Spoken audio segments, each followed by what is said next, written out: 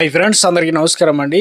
ఇప్పుడే అందిన వార్త రాష్ట్ర ప్రభుత్వ ఉద్యోగులు పెన్షన్లకు సంబంధించి నేడు తాజా సమాచారం. ఈరోజు తేదీ చూసుకున్నట్లయితే జనవరి 10వ తారీఖు అండి. సో ఆ వివరాలు ఏంటనేది వీడియోలో తెలుసుకుందామండి. వీడియోలో వచ్చేసి 2 నుంచి 3 అప్డేట్స్ అయితే ఉన్నాయి. చివరి చూడండి, అర్థమవుతుంది. మొదటిసారి ఛానల్ వస్తే తప్పకుండా సబ్స్క్రైబ్ చేసుకోండి. చూస్తున్నారు కానీ లైక్ చేయడం మర్చిపోతున్నారు, వెంటనే లైక్ చేయండి. టొమాటో అప్డేట్ వచ్చేసి తెలంగాణ రాష్ట్రంలో ఉన్నటువంటి ముఖ్యంగా ప్రభుత్వ ఉద్యోగుల కుటుంబాలకు సంబంధించి వెలుగు నింపేలా రాష్ట్ర ప్రభుత్వం ఒక భారీ నిర్ణయం అయితే ప్రకటించిందనమాట.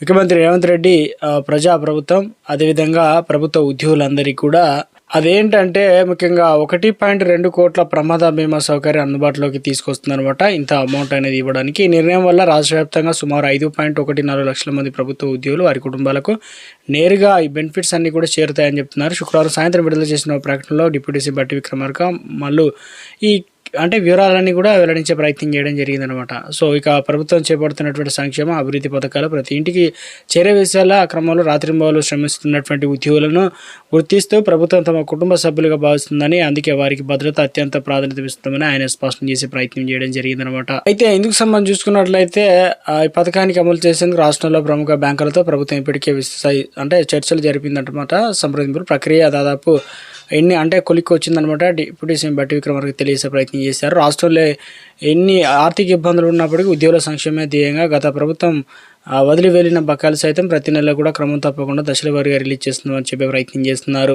మరో అప్డేట్ అయితే వచ్చిందండి. ఇక్కడ వచ్చేసి జీతం రాని జీతగాళ్ళు అనగా అవుట్సోర్సింగ్ ఉద్యోగులకు నెలల తరబడి అందని వేతనాలు అనమాట.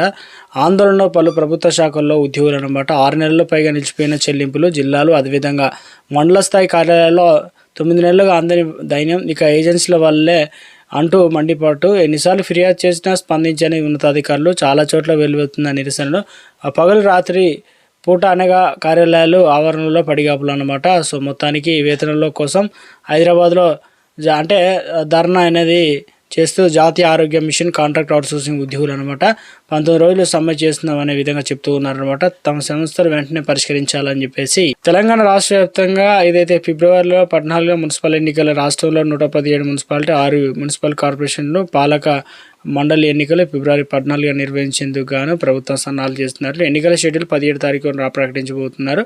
బీసీలకు 32% రిజర్వేషన్లు ఇచ్చే సూచనలు కల్పిస్తుంది అనమాట. మొత్తానికి మరో అప్డేట్ అయితే ఇచ్చారండి. ఇక సచివాలయం ఆవరణ ఉంటుంది కదా, అక్కడ వచ్చేసి డ్రైవర్లెస్ వాహనాలు అయితే ఉంటాయన్నమాట.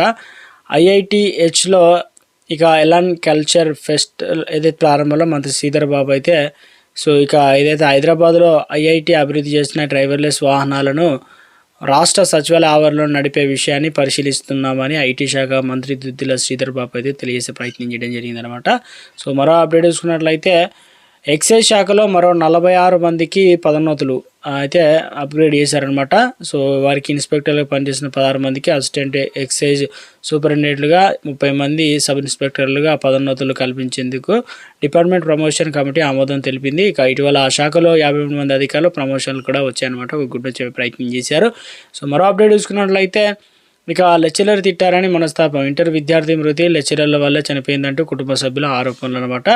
సో బొల్లారంలో లెక్చరర్ల సభ్య పదజాలం బెదిరింపులతో తీవ్ర మనస్తాపానికి గురైన ఒక ఇంటర్ విద్యార్థి మృతి చెందింది.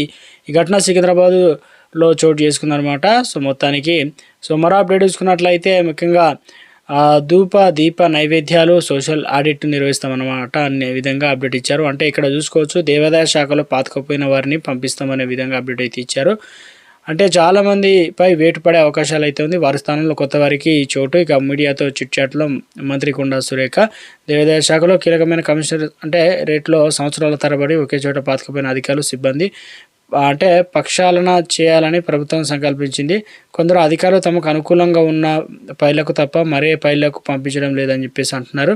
పనిచేయని అధికారులు పరిపాలనా బాధ్యతలను తప్పించాలనే అంశాన్ని పరిశీలిస్తున్నట్లు దేవాదాయ శాఖ మంత్రి కొండా సురేఖ అయితే సచివాలయం తనను కలిసిన మీడియా ప్రతినిధులతో చిట్ చాట్ చేయడం అయితే జరిగిందనమాట. ఒక లేటెస్ట్ అప్డేట్ అయితే రావడం అయితే జరిగింది. మరో అప్డేట్ చూసుకున్నట్లయితే ఇక నేటి నుంచి సంక్రాంతి సెలవులు రాష్ట్రంలో ప్రభుత్వ ప్రైవేట్ పాఠశాలకు శనివారం నుంచి సంక్రాంతి సెలవులు ప్రారంభం కావడం జరిగింది. ఈ నెల 16 వరకు సెలవులు, 15 పాఠశాలలు మళ్ళీ స్టార్ట్ కావడం జరుగుతుంది.